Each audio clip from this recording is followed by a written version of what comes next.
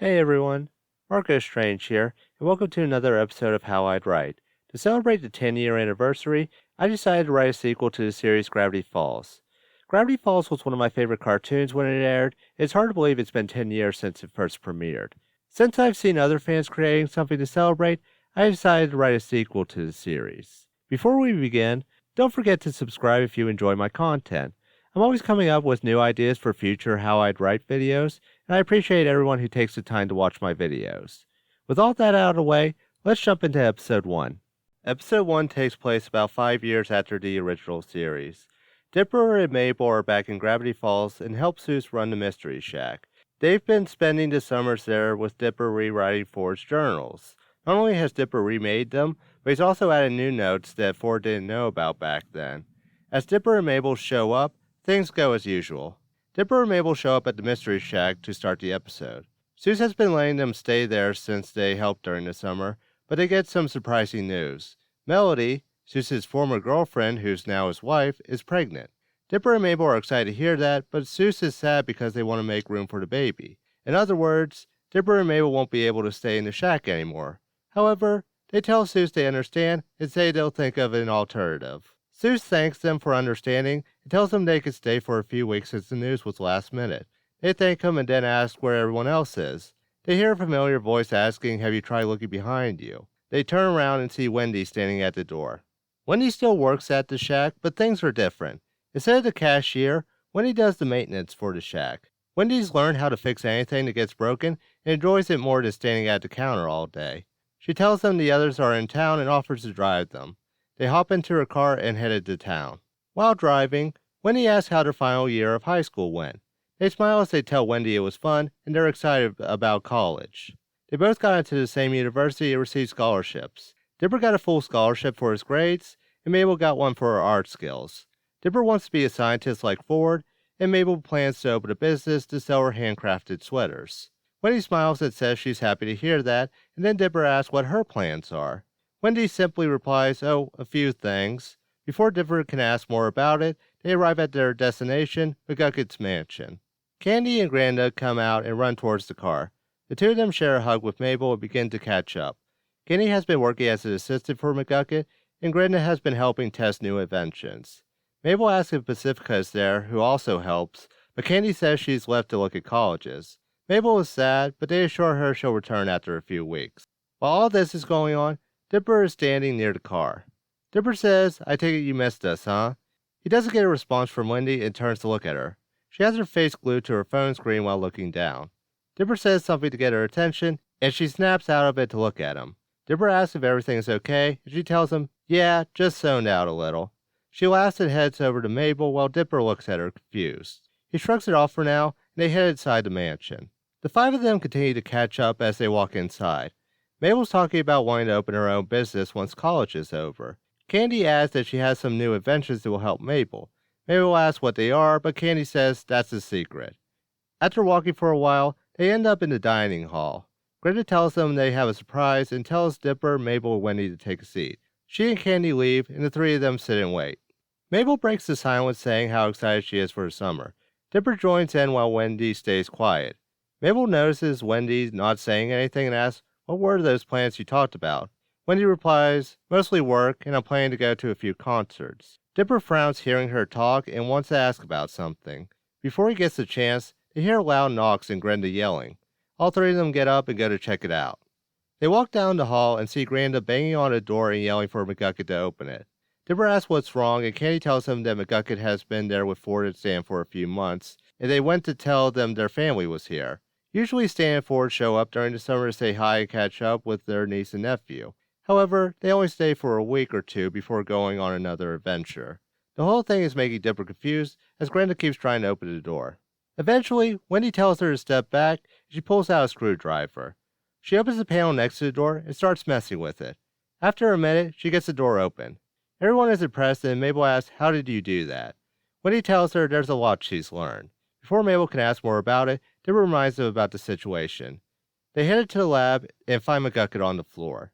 Candy and Grenda run over to check on him. He's only passed out, so Grenda picks him up. Dipper asks where Stan and Ford are and turns on the light. He He looks over and his jaw drops, along with Mabel's. Wendy asks what's wrong, and they reveal that they're looking at Ford's portal invention from years ago. Episode 2 starts at a hospital, where a doctor says McGucket will be fine. He asks what happened, and they reply that they're not sure. He tells them they'll keep him overnight, and he walks away. Once he's gone, Dipper asks Candy and Grenda what is happening. Candy explains that Stan and Ford showed up a few months ago out of the blue. They said that they needed to speak to McGucket immediately. Since then, they've been in his lab and only McGucket coming in and out of his lab. They also explained that McGucket wouldn't tell them anything when they asked, and even made a lab for Candy to use for her work. Dipper tells them he doesn't like how things look and that they should go back to find some answers. They head back to the mansion and go back to the lab. Inside the lab, everyone is searching for anything. Finally, after looking around for a while, they find a camera. They see it's still recording, and Dipper stops and rewinds it. In the recording, he sees Ford doing a log of some kind and explains he has no choice but to rebuild the portal. He adds, just because our dimension is safe doesn't mean they can afford to ignore others in danger. Suddenly, the portal turns on off screen and Ford jumps out of his chair. They hear Ford and Stan fighting something off camera and telling McGucket they need to reverse the portal. McGucket tells them they'll be sucked in, but there's another bright flash, and the lights go out in the lab. Dipper sits the camera down and looks at everyone else. Dipper is still trying to make sense of all this, while Mabel is frowning as she's worried. Not only are Stan and Ford gone, but they're in another dimension. Eventually, Dipper stands up and says they don't have a choice. He tells everyone he'll go through the portal and save Ford and Stan. Katie tells him it's too dangerous, but then Mabel says she's going with him.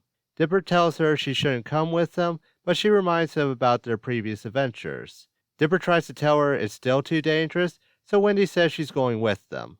Wendy also reminds Dipper of helping him during Weirdmageddon, so it makes sense for her to come to help them. He sighs as he realizes they're coming with him whether he likes it or not. At the same time, Candy realizes there's no talking them out of this. She tells them they should go tomorrow if they're serious. She wants to look over the machine to know how it works. Wendy says that's also a good idea because it gives them time to prepare. So Dipper, Mabel, and Wendy head out to prepare for tomorrow. Candy and Grenda stay in the lab examining the portal. Dipper and Mabel head back to the shack with Wendy and tell Seuss they found a place to stay. They also tell him they'll be gone for a while, but will be back as soon as possible. Seuss says he's happy to hear that and tells them to take all the time they need. Dipper and Mabel grab their stuff and head to a store to stock up on some things. They pick up backpacks, a tent, sleeping bags, flashlights, water canteens, a portable stove, and emergency food. Finally, they head back to the mansion and call it a night. The next day, the three of them wake up and enter the lab. Kenny has been up all night, but thinks she knows how the portal works. However, there's an issue with it. The portal only has enough energy to be turned on 2 more times. Ford's possibly the only one that knows how to refuel it, meaning they can't chance to turn it on again until they're ready to come home. Candy gives the necklace to Dipper that has a button on it. She explains that she found it while searching through Ford's logs, which should alert them when they're ready to come home. Dipper asks if they point out anything else, but she tells him no. As Dipper and the others prepare, Candy has a surprise for each of them. She hands each one of them something to help on their journey. Dipper gets a pair of goggles that can analyze things for him and has features such as night vision. Candy also worked to transfer all known information Ford had about dimensions to the goggles. Mabel gets a grappling hook. Unlike her old one, this one goes around her wrist like a bracelet. It also has a spear to be used as a weapon. Wendy also gets a bracelet, but hers creates a shield. Candy says they're prototypes, so she didn't have enough time to make one of everything for them. They thank her and tell her they'll be fine. Dipper looks at Mabel and Wendy and asks if they're ready. They both nod, and Dipper nods to Candy. The episode ends as Candy turns on the portal, and all 3 of them walk through it. In episode 3, we see them entering a new dimension. Dipper, Mabel, and Wendy are looking around and see they're in a desert and it's still daytime. That's when Dipper's goggles turn on and some stuff comes up on the lenses. He lets the others know and they turn to look at him. He says they're in a dimension where there is a war between humans and machines. As this continues, his goggles alert him that something is coming. They turn and see that there's a dust trail heading towards them. As the dust trail gets closer, Wendy jumps in front of them. Her shield turns on just as lasers fly towards them. Dipper's goggles tell him it's 2 androids flying towards them in a hovercraft. Wendy asks if there's a plan, and Dipper looks at Mabel's grappling hook. He aims her arm for her and tells her when to shoot. The spear goes through one of the androids and drags it back into Wendy's shield. The android ends up in pieces, leaving its handgun on the ground. Dipper asks for Wendy to move forward, and Wendy helps give him cover so he can reach for the gun. Dipper grabs it off the ground and starts to aim. He's aiming for the android and hits it in the head. As he does, the hovercraft crashes and flips a few times. They head over to the crash, thinking they may salvage it. The three find the android not moving as they get closer to the hovercraft. Wendy holds up the shield, wondering if it's dead. Dipper says its goggles are telling him it is, and Mabel uses her hook and pulls the android into Wendy's shield. They both turn to her, and she tells them, better safe than sorry. Dipper says she could have at least given them a heads up, causing Wendy to laugh. Wendy sees that its handgun is also on the ground, and she picks it up. After that, they head over to the hovercraft. They look it over, and it's a mess. It's covered in dents and is smoking near what seems to be the engine. Dipper's goggles tell him how bad the hovercraft is, but it says it's fixable. That's when Wendy takes off her flannel and opens her tool bag. She tells them to give her a few minutes, and she'll figure out how to fix it. While Wendy is working, Dipper and Mabel are checking over their supplies. Dipper holds up his handgun and comments that it wasn't the best idea to show up without weapons. Mabel jokes and asks if he still thinks it would have been a good idea to go alone. Dipper points out that she and Wendy didn't bring weapons either. Mabel asks what about her grappling gun, and Dipper points out that Candy gave it to her. Mabel says whatever and then points out how handy those goggles are. Dipper agrees and talks about how it helped him make the shot earlier. Just then, Dipper's goggles tell him there's another threat approaching. They run over with their bags, and Wendy asks what's wrong. Dipper says more androids are coming and that they can't outrun them. Wendy says they don't have to as she turns the hovercraft on and jumps into the driver's seat. Dipper and Mabel throw their bags inside and jump in with her. Wendy speeds off as androids are chasing after them. Dipper looks behind them, and the goggles say 5 hovercrafts are chasing them. Wendy hands her gun to Mabel and tells them to focus on taking them out. Both start firing at the other hovercrafts, but aren't having any luck. Mabel asks Dipper why he's not taking out the androids, and the goggles say they're not close enough for these guns to hit them accurately. Wendy says she doesn't plan to let the androids get near them, so they should just keep shooting. However, other crafts join in the chase and are closing in. Dipper says it's hopeless to fight all of them, and Mabel asks if he has a plan. Wendy yells to look ahead, and they see a canyon in front of them. However, they can't go left or right because the androids are closing in. Wendy asks if the goggles say they can make the jump, and Dipper says it's only a 40% chance. Wendy says it's good enough and punches it. They go over the cliff, and the androids stop as they reach the edge. They cross the canyon, but the hovercraft crashes into the ground and rolls a dozen times. Dipper is barely conscious as he sees Mabel and Wendy passed out. Then he starts to lose consciousness as he sees 2 figures running towards them. The episode ends with Dipper closing his eyes as one of the figures reaches for him. Episode 4 starts with Dipper waking up. He's freaking out in a room by himself and yelling for Mabel and Wendy. Eventually, someone comes in, telling him to calm down and that he's safe. The person reveals his name is Shahan, and he's the one that saved them. Shahan tells Dipper he was on a scouting mission when he saw them. Dipper asks about Mabel and Wendy, and Shahan tells them they're already awake and helping with the town. Dipper gets up, and Shahan leads him outside. Outside, Dipper sees a town filled with people. There are shops for different goods and kids playing around the area. Shahan tells Dipper he's in charge of the village and brings any survivors here to shelter them. Dipper finally asks about the androids, and Shahan tells him as much as he knows. For him, he's been fighting the androids all his life. However, he doesn't know where they come from or why they're attacking people. Dipper says that his goggles only told him there was a war and nothing else. Shahan says he knows they're from another dimension, as Mabel freely offered that information. Dipper facepalms and says of course she did. That's when Dipper sees Mabel showing off her hook to some kids. Mabel was bragging about how she destroyed 2 androids with it, and the kids are amazed. Then, she sees Dipper and runs over to hug him. She asks if he's okay, and he says yes as he hugs her back. Mabel met Shahan earlier and told him about looking for Stan and Ford. Dipper asks if that's a good idea to bring them up, and Mabel says he was the one that rescued them. Shahan appears between them and says that's a fair point. Dipper asks Shahan if he knows anything about Stan and Ford and shows him a picture. He takes a look but says he's never met either of them. He gives Dipper back the photo, and Dipper sighs as he puts it back in his pocket. Dipper then remembers Wendy and asks where she is. Mabel says she's been helping with the vehicles, and Shahan points in the direction of the workshop. Dipper runs that way, and Shahan looks at Mabel. She smiles and whispers he's had a crush on her for years. Shahan smiles and nods as he looks back at Dipper running to the workshop. Inside, Dipper sees Wendy working on a hovercraft. He yells out to her, and she smiles as she looks at him. She hops off the hovercraft and walks towards him. Dipper says he's happy to see she's okay, and she replies, "Same, dude." Dipper asks what she was doing here, and Wendy says she wanted to learn more about these hovercrafts. Also, Shahan mentioned they needed more help fixing the vehicles, so she offered her services. Before they can go any further, a siren goes off. Both run outside and go up to Mabel and Shahan. Mabel looks confused while Shahan is giving orders through a communicator. Dipper asks him what's wrong, and Shahan explains that the androids are approaching for an attack. He tells them to take cover like most of the town, but they say they're willing to help fight off the androids. Shahan is about to say that it's too dangerous, but Mabel puts a finger over his mouth and says, "We had this conversation yesterday, and we prefer not to have it again." He sighs and tells them where the armory is, and each of them grab a rifle. After each of them grabs the rifle, they talk for a moment. Finally, Dipper tells them to try to take out at least one android without destroying it. Mabel asks why, and Dipper says he'll explain later. Wendy nods and runs to the workshop. Mabel sees the tower and uses her grappling hook to get up it. Dipper runs back to Shahan. They get ready to fight the androids as they arrive. Everyone is fighting off the endless wave of androids invading the town. Mabel is sniping the androids approaching the kids and yelling at them to leave them alone. Wendy is helping the others in the workshop, but loses her rifle as the androids get too close. Luckily, she turns her shield on and grabs a large wrench. She blocks the shots and starts beating androids with the wrench. Finally, Dipper is helping Shahan with giving orders since his goggles can tell him everything. Eventually, the androids back off and they meet back up. Shahan thanks them for helping and explains that this is the worst attack they've had to date.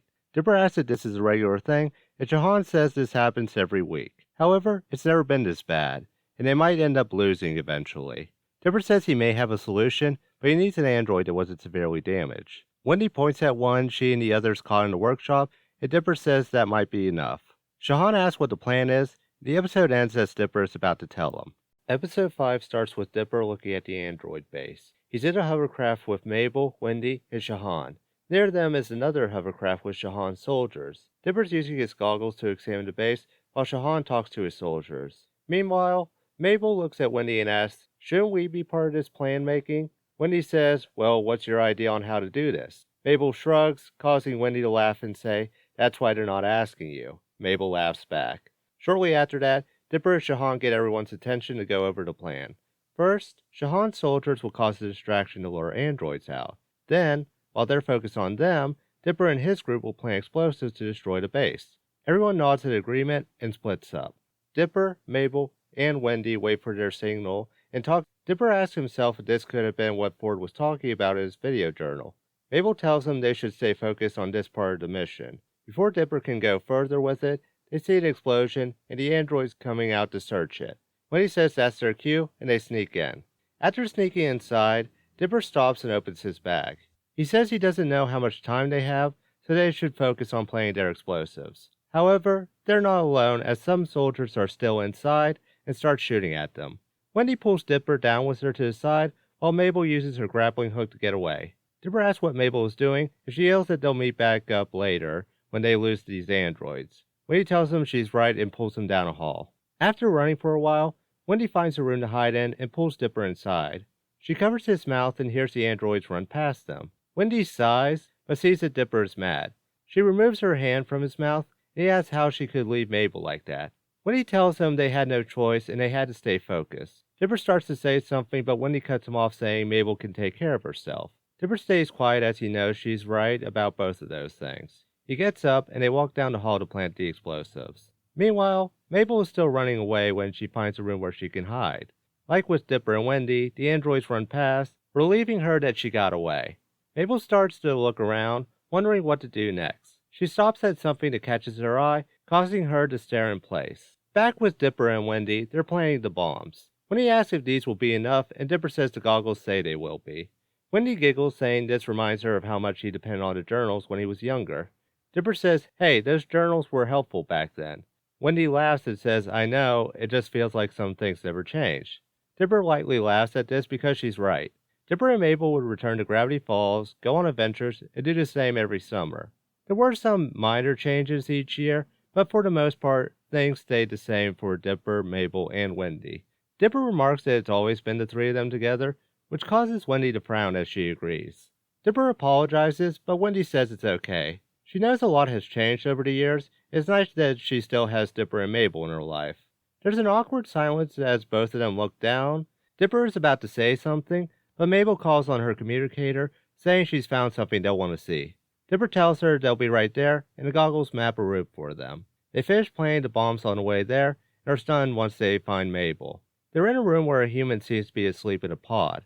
When he asks what this is, and Dipper says his goggles tell him it's some resting chamber. When he asks if the person inside is alive, and Dipper says the goggles are giving mixed readings. Then, Mabel presses a button, and it opens up. Dipper asks what she's doing, and she tells him they can't just leave that person there. Dipper tries telling her they don't know who he is, but Mabel says they can't just leave him when they plan to blow up the building. Dipper eventually agrees, and the person falls to the floor. They lean over him until he opens his eyes, causing them to jump back. As the mystery person looks around, he asks where he is and what's happening. Dipper says he doesn't know, but they'll get him out of the building. Just then, Shahan radios in, and Dipper answers it. Shahan asks where they are with things, and Dipper says the bombs are all planted. He says, "Great, now get out of there so we can blow it up." Dipper says okay and tells the others it's time to go. Mabel helps out the mystery person and helps lead him to the exit. As Dipper and the others are trying to escape, the androids find them and start to fire at them. Dipper and Wendy shoot back, but one of the androids hits the detonator that Dipper was holding. Soon after, the bombs they plan start going off, causing Dipper to scream for them to run. They all frantically run faster as now the androids are shooting at them, and the building is coming down.